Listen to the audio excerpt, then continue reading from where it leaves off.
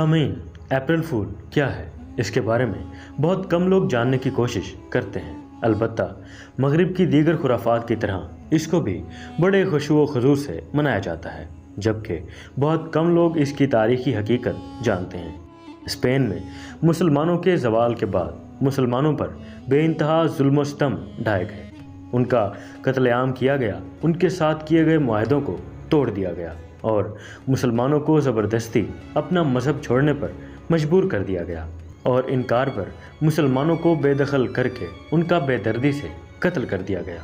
Herald Smith मुख्तलिफ तारीखदान लिखते हैं कि जब अबू अब्दुल्ला ने अपने बाप और तमाम मुसलमानों से गद्दारी की तो उसके नतीजे में फ्रेनेडो को स्पेन पर कब्ज़ा हासिल करने में आसानी हो गई और उसी अबू अब्दुल्ला को ईसाइयों ने अपना मकसद पूरा होने के बाद स्पेन से बेदखल कर दिया। अबू अब्दुल्ला ने जब गरनाता की कुंजियाँ शहनशाह फ्रेनेडो को दी तो ये अल्फाज अदा किए कि ऐ बादशाह, खुदा की यही मर्जी थी, हमें यकीन है कि इस शहर की रियाया के साथ फयाजाना सलूक किया जाएगा। उसके बाद वो एक पहाड़ पर चढ़कर गुज़श्ता शान व शौकत का नज़ारा करने लगा और फिर वो रोने लगा। उसकी माँ ने उस वक्त उसे ये जुमला कहा कि जिस चीज़ को मर्दों की तरह बचा ना सके उस गुमशुदा चीज़ के लिए औरतों की तरह आंसू क्यों बहा रहे हो, भला इसका क्या फ़ायदा।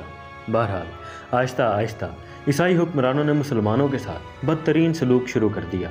शुरू में उनको अपना मज़हब बदलने पर मजबूर किया गया और एक आर्डिनेंस जारी किया गया कि मुसलमान या तो ईसाई हो जाएं या ना होने के अवज़ 50,000 सोने के सिक्के दें और ऐसा ना करने वाले को सूली पर लटका दिया जाता था। इसके अलावा मदारस में बच्चों के माथे पर स्लेब का निशान बनाया जाता था। मुसलमानों ने हालात के पेश नज़र और जान के खौफ से ईसाई मज़हब कबूल कर लिया था, लेकिन ये सब ज़ाहिरी था।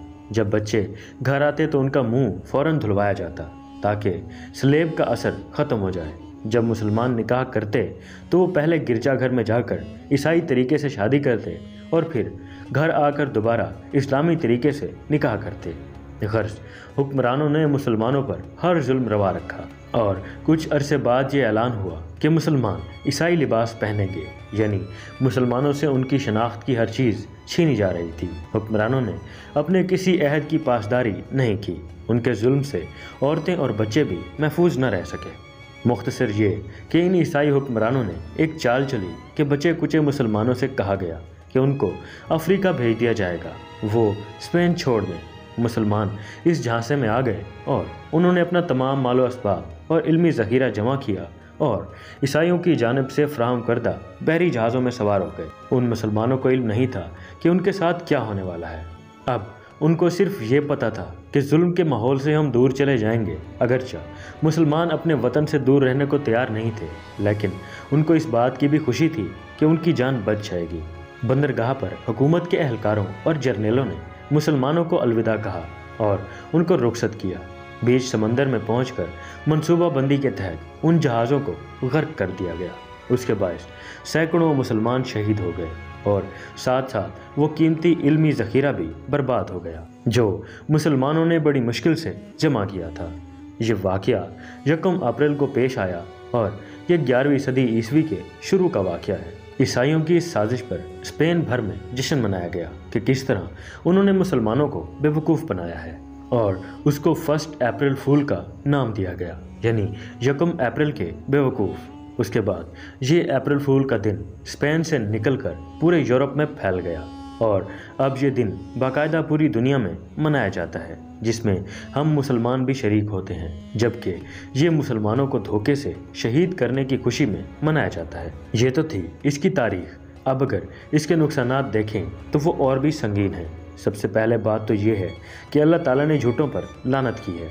इसी तरह एक हदीस रसूल में मुनाफिक की जो निशानियाँ बताई गई हैं उनमें से एक ये भी है कि जब भी वो बात करेगा तो झूठ बोलेगा। इससे ये बात तो ज़ाहिर होती है कि झूठा शख्स एक तो अल्लाह की लानत का मुस्तहिक होता है और दूसरा वो एक तरह से नफाक के दर्जे में भी होता है।